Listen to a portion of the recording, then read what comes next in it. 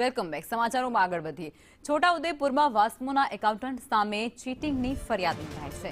Assistant accountant Timir Patel સામે ફરિયાદ નોંધાઈ છે. તિમિર પટેલ સામે 1.41 કરોડની છેતરપિંડીની ફરિયાદ થઈ છે. ખોટી સહી કરી અને ગ્રાન્ટ પોતાના ખાતામાં ટ્રાન્સફર કરી હોવાની ફરિયાદ, જેમાં યુનિટ મેનેજર, જિલ્લા સંયોજકની ખોટી સહીઓ પણ તેમના દ્વારા કરવામાં આવી હતી. તિમિર પટેલ સામે છોટાઉદેપુર પોલીસ મથકે ફરિયાદ દાખલ કરવામાં આવી છે. છોટાઉદેપુર જિલ્લા જળ અને સ્વચ્છતા એકમ વાસ્મો કચેરીના આસિસ્ટન્ટ એકાઉન્ટન્ટ સામે ફરિયાદ. તેમની કચેરી ખાતે એકાઉન્ટન્ટ તરીકે ફરજ બજાવતા આઉટસોર્સિંગના કર્મચારી શ્રી તિમિરભાઈ વાસમુભાઈ પટેલ, જેઓએ અલગ અલગ ચેકોમાં અલગ રકમ ભરી કુલ 1,41,00,000 જેટલી રકમની ચેકોમાં ખોટી સહીઓ કરી એમના પર્સનલ એકાઉન્ટ HDFC બોડેલી ખાતેની બેંકમાં જમા કરાવેલ છે.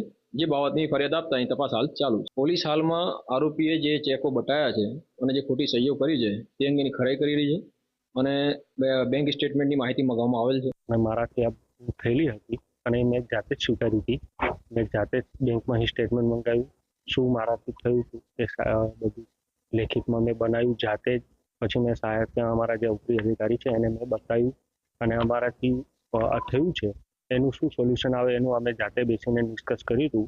એમાં મારાથી પ્રયત્ન કર્યા પણ મારાથી થયું નહોતું સગવડ. એટલે પછી સાહેબ જોડે વાત કરી અને મેં સ્ટેટમેન્ટ બેંકમાં મોકલાઈ અને લીગલી પછી બધી એન્ટ્રીઓ ચેક કરાવડાવી અને પછી એના આધારે પોલીસ ટેસ્ટ થયો હતો અને હું પોલીસમાં હાજર થયો હતો.